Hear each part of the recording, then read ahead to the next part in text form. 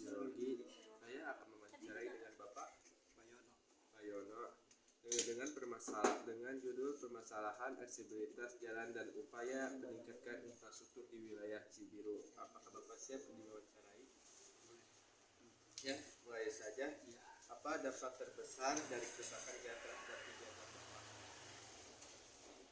Biasanya tuntutan warga sih Kak, Ya. fasilitas umum kan itu biasanya nanti ada pengajuan ke musremang gitu kan, diajukan ke kelurahan tidak lanjutin lagi, baru bisa turun dana atau masuk perbaikan di kelurahan berarti ke pemerintahan.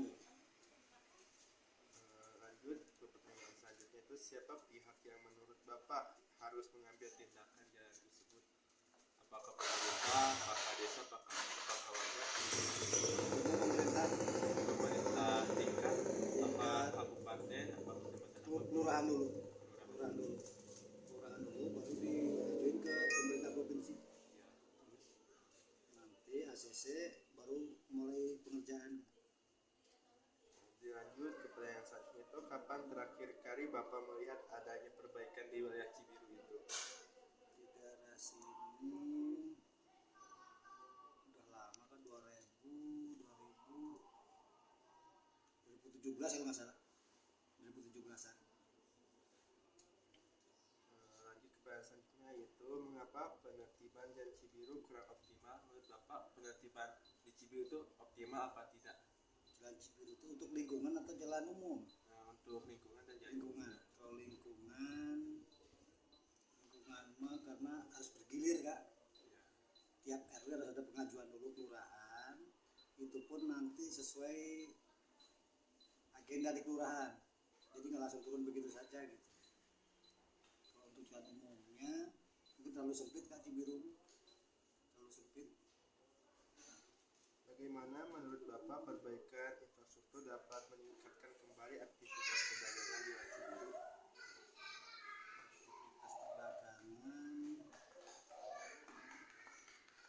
Kurang tahu Kak itu Kak.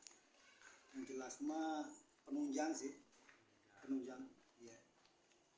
Otomatis kalau kayak jalan rame berarti kan yang lalu lintas yang melewati juga banyak gitu Kak. Cuma dari sini mah tergantung macet, mungkin banyak macetnya sih.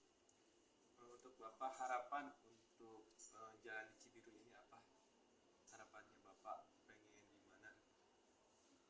Paling diperluas saja Kak, sama lampu penerangan jalan diperbanyak, diperluas jalannya. Berarti itu keresahannya jalan sempit sama Sempit. lampu. Iya, lampu penerangan kurang.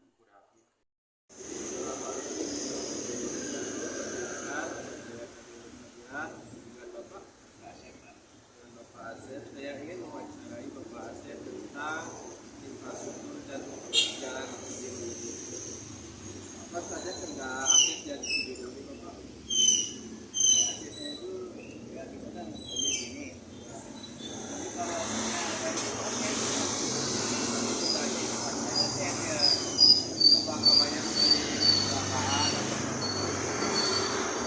jalan.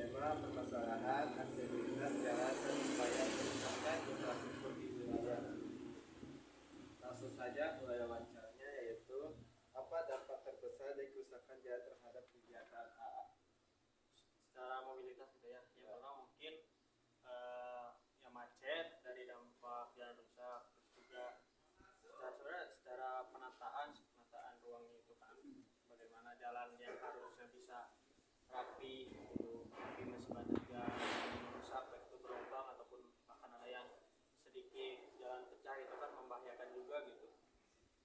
Serta ya akses yang sedikit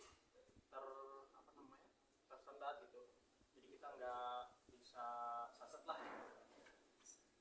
Terus lanjut ke pertanyaan selanjutnya, yaitu siapa yang paling terdampak dari buruknya akses jalan di Cibiru? Kalau terdampak ya semua masyarakat pasti terdampak gitu kan, mau itu pengguna jalan yang melewati kawasan biru ataupun masyarakat lokalnya itu sendiri gitu ya, karena bagaimanapun ini kan jalan umum gitu, jadi semuanya pasti terdampak.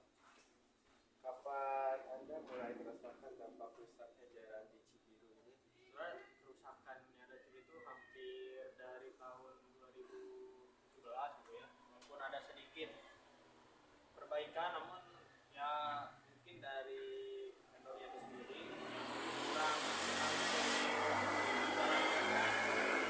tetap walaupun diperbaiki lagi. Mengapa PKL dan bangunan liar masih banyak di sepanjang jalan di Cibiru meskipun sudah ada penertiban? Kurangnya ketegasan dari aparatur, baik itu dari aparatur desa ataupun dari satpol pp yang ada di kecamatan ataupun di kota gitu kan. Walaupun itu PKL sebenarnya menghambat jalannya, apalagi dengan akses yang begitu sempit ya, baik itu untuk pengendara roda 2 ataupun roda 4, jadi sangat-sangat terganggu lah. Walaupun ya perekonomian dari, misalkan mau masuk ke perekonomian gitu ya, dari ekonomi yang ada di sini kan ya dari jualan gitu, dengan dekat dengan kampus, jadi kan mahasiswa juga ya dampaknya ada positifnya lah kalau PKL itu. Ya, pertanyaan terakhir, yaitu bagaimana cara mengatasi kemacetan yang sudah lama ini terjadi di jalan Cibiru? Kalau macet di Bundaran Cibiru itu, kalau misalkan lihat dari, misalkan kita lihat dari negara kayak Barcelona gitu, itu dulu itu kan sempat macet ya, kalau macet. Cuman pemerintah itu membuat sistem apa namanya, ya masyarakat nggak nyaman untuk berkendara, jadi jalannya dipersempit, namun dari akses itu dipermudah gitu kan, misalkan ya transum lah, kayak lebih teratur lagi transumnya seperti itu. Karena kan walaupun jalannya diperbesar tapi volume kendaraannya besar juga, ya sama aja bohong. Jadi sebaiknya dari transum dan juga fasilitas. Jadi kalau misalkan transumnya kayak contohnya di Jabodetabek, Jabodetabek itu dari setiap kita mau naik ke satu tujuan dengan naik transum itu pasti nyambung gitu. Misalkan mau dari kereta mau kemana itu bisa naik angkot ataupun naik busway. Cuman kalau di sini apalagi dari tata ruangnya itu kecil, harusnya itu dari angkotnya itu sendiri yang bisa dimanfaatkan, dan juga peraturan yang lebih tegas mungkin seperti di Jakarta ada ganjil genap. Saran A untuk pemerintah di daerah Jawa Barat terkhususnya apa? Yang penting sadar dan tahu medan. Udah, terima kasih. Terima kasih ya. Mohon maaf mengganggu waktu aktivitas ya. Sekian dari saya wawancaranya. Wassalamualaikum warahmatullahi wabarakatuh. Fahri.